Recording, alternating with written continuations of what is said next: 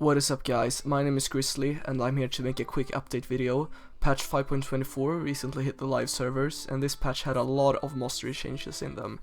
This will probably change the entire Mastery metagame, and it will also make some champions less viable and some champions completely overpowered. So I will go through the changes real quick. They basically nerfed Deathfire's touch, they also nerfed Fervor of Battle a lot, and they also nerfed Bond of Stone a bit.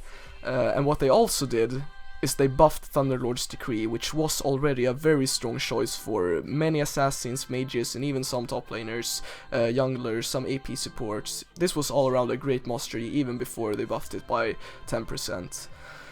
So basically what this means is that on pretty much any champion in the entire game you will want to go 18 points down in Cunning, because there's basically no reason to spend 18 points in Ferocity, since you don't want the crit pretty much, since they changed it to only work on the champions instead of also working on minions.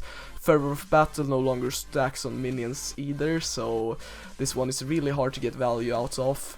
And Deathfire Touch is nerfed a bit, but it's not really that big of a deal. But since they buffed Thunderlord's Decree, there's like no reason to go for this in any way. So what they also did is they actually added this monster over here called Assassin, which makes you deal 1.5% increased damage when no allied champions are nearby.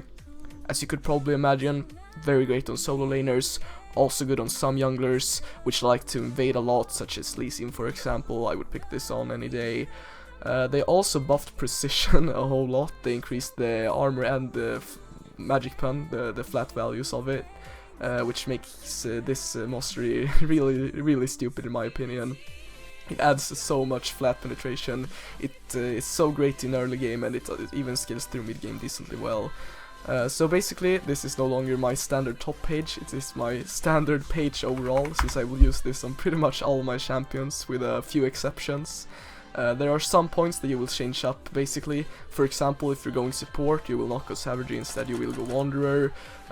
You will also probably go Bandit, and you will go Windspeaker's Blessing if you're playing like Soraka or maybe Nami or something like that. Also, if you're jungling, on champions that will be grouped a lot, such as like tank junglers, you will probably go for Runic Affinity or Secret Stash.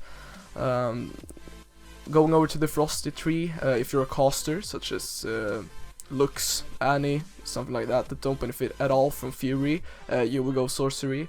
But even on like Renekton or Riven, I would still go Fury just for the early power of it. Like 4% attack speed is so much more valuable than 2% ability damage in the earlier stages of the game, since most of your damage will still come from auto attacks.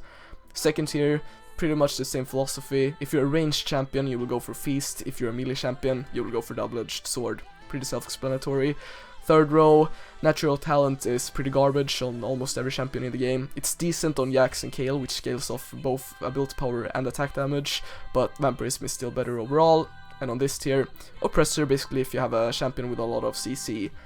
But the key thing to remember here is that if you just copy this page, you can use it on 90% on the champions already. You just have to change some points up. And Thunderlord's Decree is completely retarded, it's super overpowered. So yeah, this is the master page that you will be running for a while.